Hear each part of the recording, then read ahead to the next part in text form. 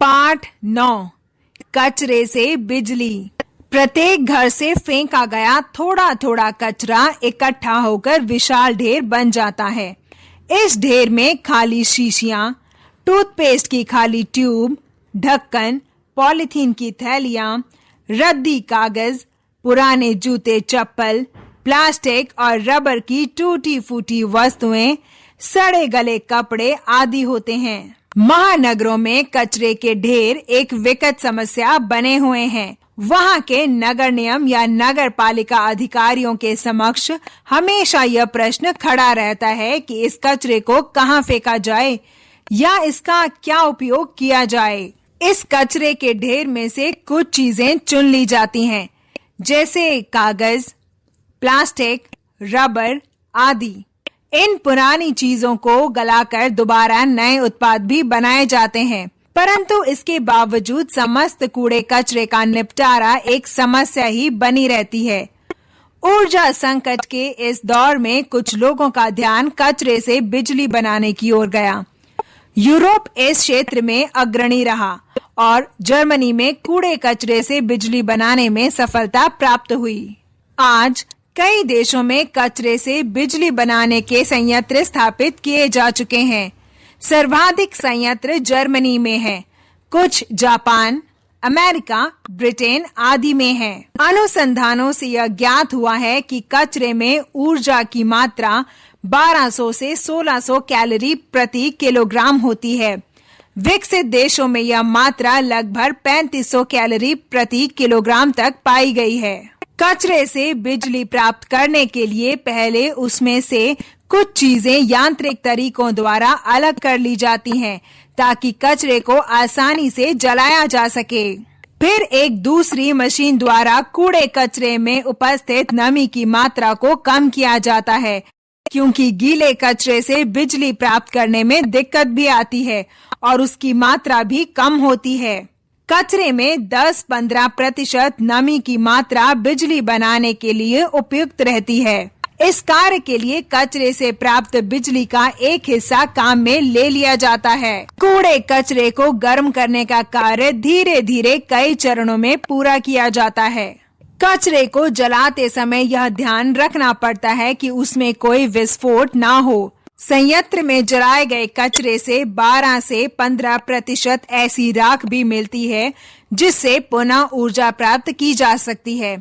इस प्रकार की राख में 28.7 लाख जूल से 43 लाख जूल्स तक ऊर्जा प्रति किलोग्राम होती है। म्यूनिख शहर में वहां की कुल बिजली की खपत का 12% भाग इसी प्रकार के कूड़े कचरे को जलाकर प्राप्त किया जाता है। इस प्रकार वहां प्रति वर्ष 4,80,000 बैरल तेल की बचत हो रही है। रोटरडम में 10 लाख टन कूड़े कचरे को प्रति वर्ष जलाया जाता है तथा इस प्रकार 55 मेगावाट बिजली प्राप्त कर ली जाती है।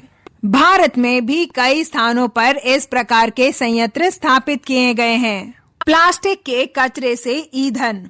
जापान की तोशिबा कंपनी ने पीवीसी जैसे थर्मोप्लास्टिक के कचरे से ईंधन तेल बनाने की विधि विकसित की है। वहां के वैज्ञानिकों के अनुसार इस कार्य के लिए जितनी ऊर्जा खर्च होती है, उससे लगभग 3 गुनी ऊर्जा प्राप्त होती है। इस विधि को व्यवहारिक दृष्टि से उपयोगी माना जा रहा है।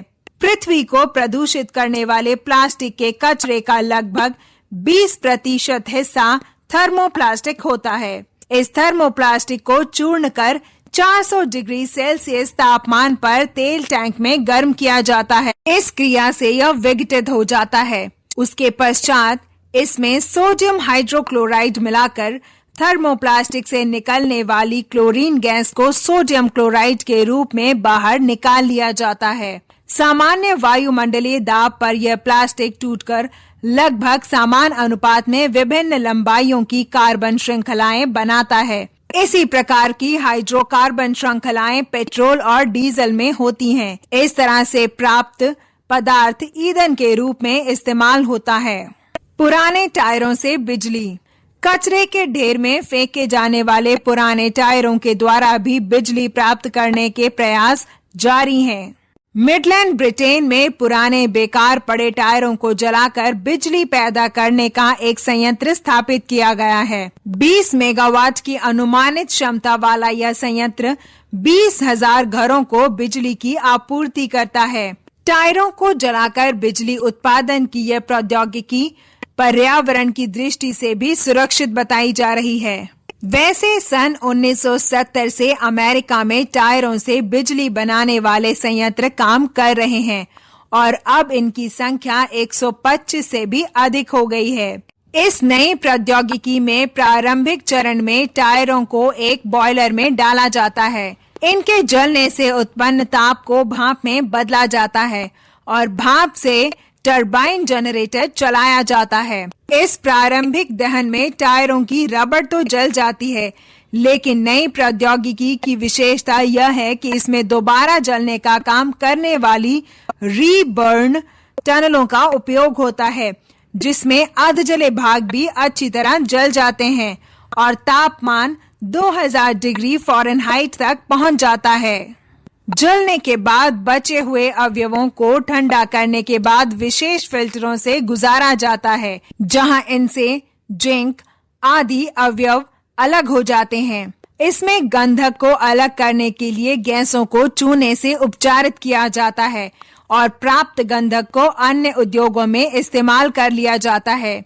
इसी प्रकार प्रारंभिक दहन के बाद बची लौह धातुएं भी दूसरे उद्योग में प्रयोग कर ली जाती हैं। आज विश्व भर में कचरे से बिजली बनाने के अनेक संयंत्र स्थापित किए जा रहे हैं। इस कार्य से बेकार पड़ा हुआ कचरा उपयोगी ऊर्जा में परिवर्तित हो रहा है। इससे ऊर्जा संकट को दूर करने में सहायता मिल रही है, साथ ही कचरे के विशाल ढेरों से भी छुटकारा